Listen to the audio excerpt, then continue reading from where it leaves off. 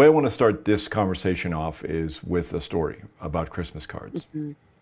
The years before Veronica got sick, we would get at least 100 Christmas cards a year.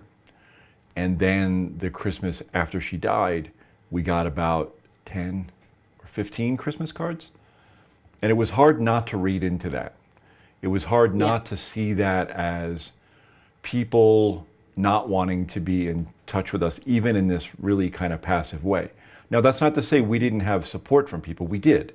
We had some people in our lives that were incredibly helpful, and they were there for us in very helpful and creative ways. But it made me realize that one of the challenges in our culture, specifically of dealing with grief, is this idea that not only do we have to grieve, sometimes we have to instruct the people around us how to Oh, support us. a And hundred it gives percent. us this extra burden that we don't always know how. Forget about the emotional bandwidth, not having that, but we don't Yes. have the skills and the tools to instruct them on how to best support us. And I'm just wondering how that shows up in your practice. Oh, every bereaved person has some kind of similar story about either the social network around them shifting in ways that is hard not to read into and feels off, but there's like this distance to be able to talk about it Hmm. more openly because no one's inviting that conversation. And like you said, the bereaved themselves do not have the extra bandwidth to take on these, you know, um, instructions and or conversations Right. and whatnot. So everybody has something like that, or something where they have tried to instruct and it just like goes over people's heads or in one ear or out the Right. other. And it can feel so, you can feel so invisible. You can feel like an outsider. You can feel so bad that like you're even trying, when you are trying to help people support you the best, it gets missed or lost in translation. Yeah, and I mean, Yeah, it's validating to know that I'm not the only person that has gone through absolutely this. not.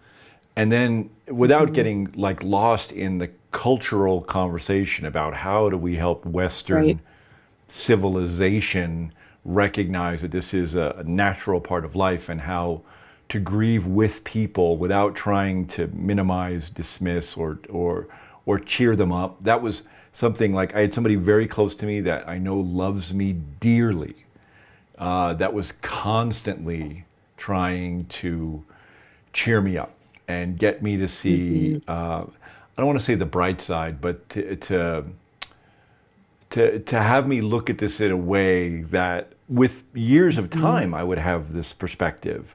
But in that moment, I was really deep in my grief, and it just felt like they were minimizing. So there's this spectrum. There's the people that are close to you that are trying. They're trying to show up for you, but they're saying all the Hmm. wrong things. And then there's the people that just stop showing up at all because they're uncomfortable. Hmm.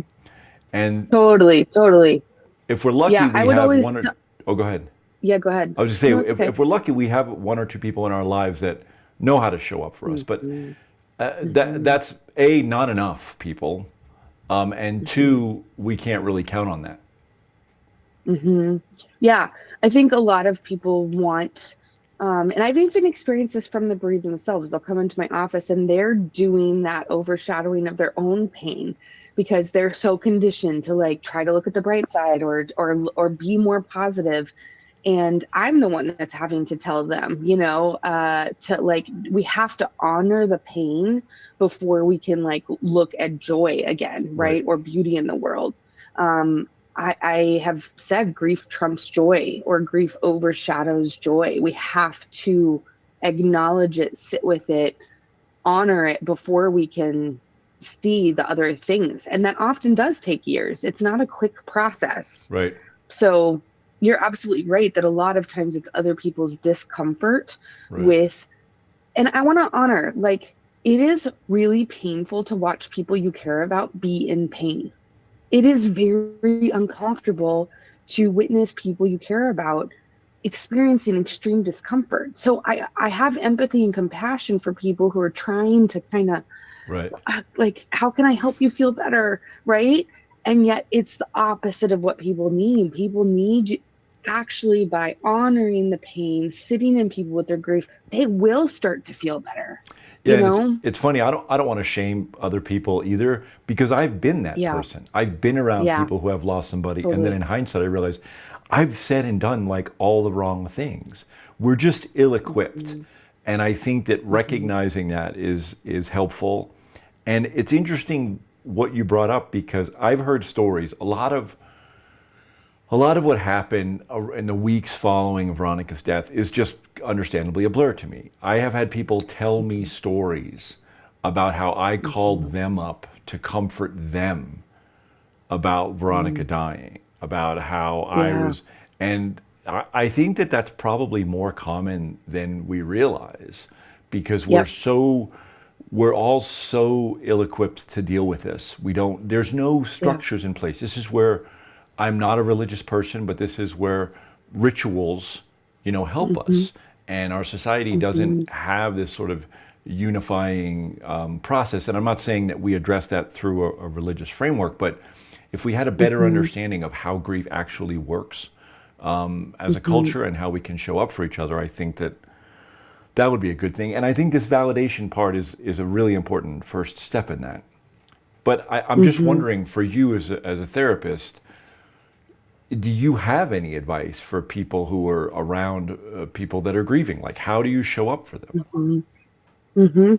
I think I'm going to bring it back to kind of the Christmas card thing, or invitations to events that might be difficult for the bereaved. So I think like that could be gatherings, like celebratory gatherings, um, or weddings, baby showers, like depending on the loss. I often encourage people to put a little warning on the card about what it might be, and just say, I don't expect you to show up, but I wanted you to feel included. Right. So similar with the Christmas cards, like it's okay if you just want to take it and throw it in the trash, but like that I've thought of you and still wanted to include you. Yeah. I think that can be this piece of like, yeah, go ahead and maybe give a little warning, but still include them because they're already feeling like their whole identity, world, orientation, like routines is off. We don't want our social or support network to Yeah. feel super off also. So it's that, like, maybe don't expect them to show up, but go ahead and include them would be one of my biggest pieces of advice. Yeah, it's funny because one of the things that you and I talk about a lot, both in these videos and in the book, is the idea that grief Hmm. is really messy. And we're largely talking Hmm. to the bereaved about that. But for the Right. people that are supporting them, it's the same thing because as you're It's saying this, absolutely. that context of putting a note, I don't expect you to show up if you don't want to, but I wanted you to know that you're invited, is really helpful because there were definitely times in my grief where no matter what anybody did, I would have taken it in a way it was not The wrong intended, way. right? Yeah. If they Yeah. had Yeah. invited me, I would have said, "Oh, we're just going to go back to normal now." And then if they hadn't Yeah. invited me, I would have been like, "Well, what about me?" And that's just the place that I Exactly. was in.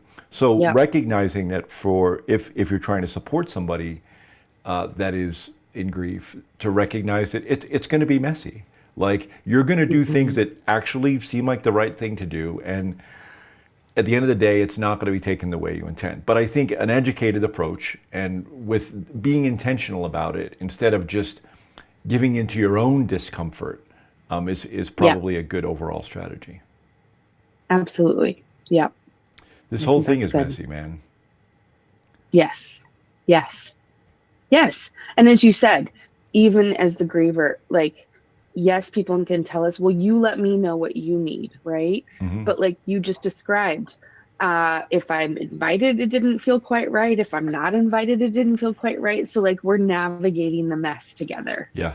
And I think that's actually a Yeah. really good way to look at it. It's not, we don't have the same role in this process, and I would never impose any feeling of ownership on somebody who's grieving.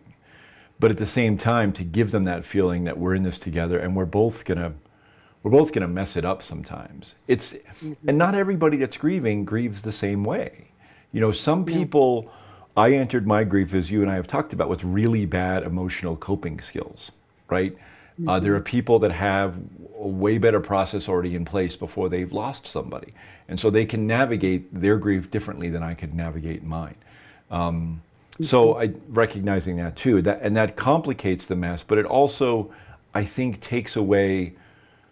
We're not responsible for the outcomes. So if you're supporting somebody that's grieving, recognizing that I'm going to do the best that I can, and I think having an honest conversation with the person in an appropriate way, Mhm. letting them know that, I want to be here for you. I'm not always going to know what to do. Mhm. I'm not going to take anything you say or do personally. Our friendship, our Mhm. relationship, our family is intact. We're not going to divide over this. We're just going to do the best we can. I think can be a real Mhm. comfort to somebody that's grieving. Absolutely.